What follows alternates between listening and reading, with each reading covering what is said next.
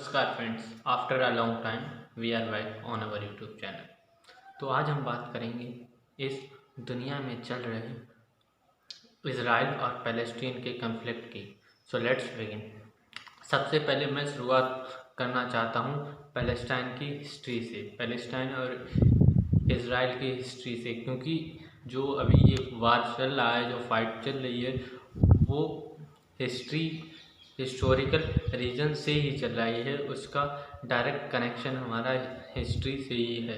So let's begin.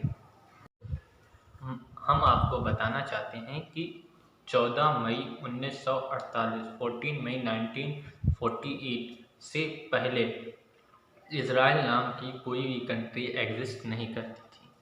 Before 1948 there was no country existing named Israel. So let's understand then how Israel originated. तो सबसे पहले थी पूरा area middle east Asia में, ये आप मैप में देख सकते हैं। इजराइल का कहीं भी नामो निशान नहीं है। पूरी एरिया थी पैलेस्टीन। यहाँ पर जो इंग्लैंड के लोग थे, जो ब्रिटिशर्स से, जैसा उन्होंने इंडिया में किया वैसा ही इन्होंने पैलेस्टाइन में किया। 14 मई 1948 को इन्होंने पैलेस्टाइन का पार्टीशन कर दिया, उसको दो पार्ट्स में डिवाइड कर दिया। एक पार्ट्स था पैलेस्टीन और दूसरा था हमारा इजराइल। अब यहाँ पर हम लोगों को क्या बात समझनी है, देखिए, इस पैलेस्टीन में दो रिलीजन रहते थे। फर्स्ट थी मुस्लिम और दूसरी ज्यूस। आपको पता है फर्स्ट वर्ल्ड वॉर ने, हिटलर ने कितने सारे ज्यूस को मार दिया था। वो एक जेनोसाइड था। जेनोसाइड मीन्स नरसंहार। तो आपको पता है कि जो ज्यूस ने हिस्ट्री में बहुत सारे प्रताड़नाएं सही हैं, उन पे बहुत सारे अत्याचार हुए हैं। फर्स्ट वर्ल्ड वॉर में हम लोगों को जैसा कि पता है कि हिटलर ने ज्यूस के बच्चों को एक वार्ड बायर के रूम में बंद कर दिया था। ना उन्हें खाना दिया, ना पानी दिया, और बहुत सारे ज्यूस को मार डाला था। फर्स्ट वर्ल्ड वॉर में 1914 लेकर 1919 तक जो चला था। तो जो हमारी ये पैलेस्टीन कंट्री थी, इसमें जो है तीन रिलीजन रहते थे। पहली मुस्लिम, दूसरा ज्यूस एंड थर्ड हमारी क्रिश्चियन। तो जो ये तीनों रहते थे, तीनों की जो होली प्लेस है वो है जेरूसलम में। आपको बता दें जेरूसलम भी पैलेस्टीन में ही आता है। सबसे पहले समझ लेते हैं कि ये जेरूसलम क्या है।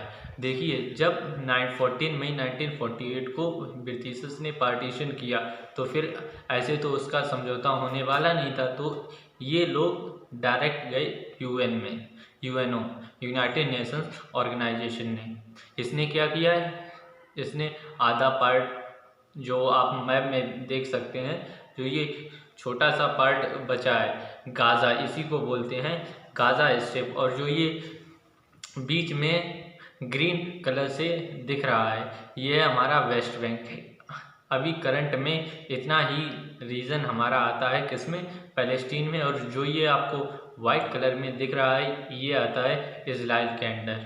ठीक, तो फिर हम बात कर रहे थे जेरूसलम की। तो जब ये पैलेस्टीन और इजराइल वाले यूएनओ में गए, तो यूएन ने क्या किया, आधा जो आपको दिख रहा है वो आधा इजराइल को दे दिया और आधा पैलेस्टाइन को। जहाँ पर मुस्लिम ज़्यादा थे उसे बना दिया पैलेस्टीन, जिसमें ज्यूज ज़्यादा थे उसको हमारा क्या बना दिया, इजराइल।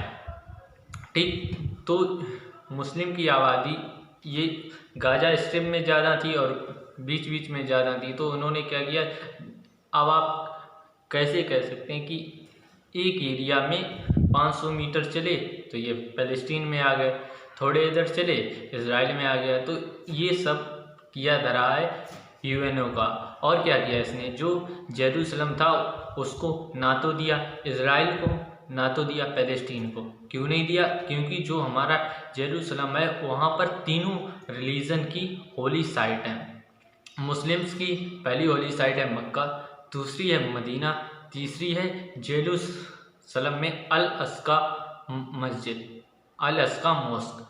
ठीक, ये तो मुस्लिम्स की भी थर्ड होली प्लेस जेरूसलम में है, अल अस्का मॉस्क। और जो हमारे क्रिश्चियन थे उनका बिलीफ था कि जो उनके जीसस क्राइस्ट, उनके गॉड जीसस क्राइस्ट ने जो ब्लेनहेम में जन्म लिया था वो भी इसी जेरूसलम में है। और ज्यूस का मानना है शुरुआत उनकी रिलीजन की यहीं जेरूसलम से हुई।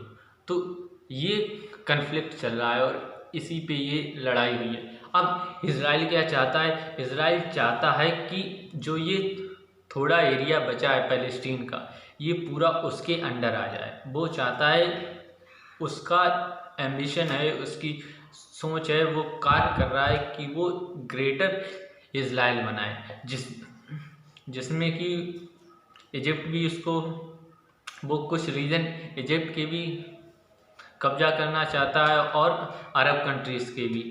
तो फिर इसमें क्या हुआ, उससे पहले एक बात जान लीजिए, अभी जो करंट में इजराइल के अंडर में जो एरिया आता है वो है 94%। कितना है? 94%। और जो इजराइल के अंदर में आता है वो है ओनली 12%। पैलेस्टीन के अंडर में जो आता है वो है 12%, और जो इजराइल के अंडर में आता है वो है 94%। ठीक, तो अब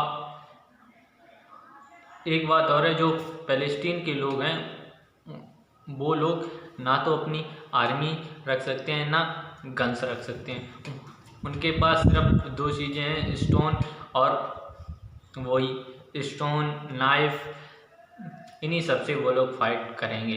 तो जो आपको इस मैप में गाज़ा स्ट्रिप दिख रही है, यहाँ पर एक आतंकी संगठन इजराइल मानता है कि है, जिसका नाम है हमास। जो आतंकी संगठन है उसका नाम है हमास। वो जो है रॉकेट दागता है इस पे, इजराइल पे, क्योंकि इजराइल उसको कब्जा करना चाहता है। वो लगातार अपनी जो बाउंड्रीज हैं उनको एक्सटेंड कर रहा है, और इजराइल ये भी कह रहा है कि उसकी अभी तक कोई भी बाउंड्री फिक्स नहीं है, क्योंकि वो मानता है कि जो उसकी कंट्री है उसकी बाउंड्री पूरे पैलेस्टीन सब कुछ उसके अंदर आएगा, थोड़ा बहुत इजिप्ट का पार्ट भी और एक दो अरब कंट्री के पार्ट भी। ये है इजराइल का बिलीफ। लेकिन जो हमास है इसने अभी तक 150 से ज़्यादा रॉकेट फायर कर चुका है। तो इजराइल के पास रॉकेट्स को डिट्रैक्ट करने की एक आयरन डोम है। क्या है? आयरन डोम। ये कोई भी रॉकेट आए उसको तुरंत डिटेक्ट करके मार गिराता है। ये क्या करता है, ये मान लो कोई रॉकेट जा रहा है तो उसके सामने से नहीं जाता है, उसके साइड से जाके जैसे ही उसके पास पहुंचता है वैसे ही ये दो पार्ट्स में डिवाइड हो जाता है, और जो दूसरा वाला रॉकेट है वो हवा में ही ख़त्म हो जाता है। तभी जो 150 रॉकेट उन्होंने दागे हैं उसमें अभी तक इजराइल में सिर्फ 7 लोगों की मौत हुई है, क्योंकि इन लोगों का जो डिटेक्टर सिस्टम है आयरन डोम वो बहुत ज़्यादा स्ट्रॉन्ग है, वो फट से एकदम से डिटेक्ट कर लेता है। लेकिन अब बात करें इजराइल की, तो इजराइल ने सिर्फ एक रॉकेट उस पर हमास गाज़ा स्ट्रिप पे पैलेस्टीन पे दागा है, उसमें 67 लोगों की मौत हो गई है। कितने की? 67 लोगों की। तो ये है लोगों की फाइट। अब बात करते हैं इंडिया किसका साथ दे रही है। जो हमारे इंडिया के रिप्रेजेंटेटिव हैं यूएन में, उन्होंने साफ साफ बोल दिया है कि इंडिया पैलेस्टीन के साथ है। ऐसा क्यों बोला? क्योंकि ये बात माननी पड़ेगी कि इंडिया के बहुत सारे वेपन्स इंडिया को इजराइल से भी मिलते हैं।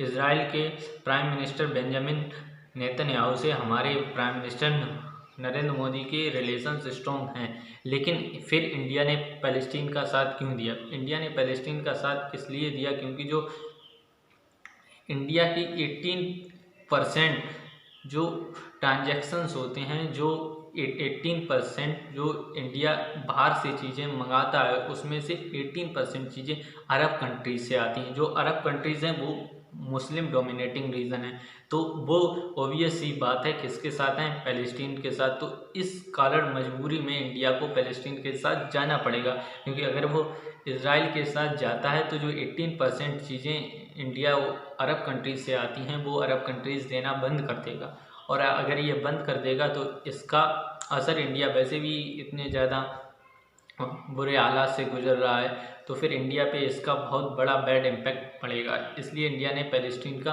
साथ दिया। अगर इंडिया इसराइल का साथ दे तो इसराइल के साथ इंडिया का जो फॉरेन शेयर है वो सिर्फ 1% है, तो 1% के लिए वो क्यों उसका साथ देगा? ऑब्वियस ही बात है। तो इसलिए जो हमारी इंडिया है वो साथ दे रही है किसका? पैलेस्टीन का। So thanks for watching. Thanks a lot. We will be soon back to you with a new video. Thanks a lot. Thanks for giving time.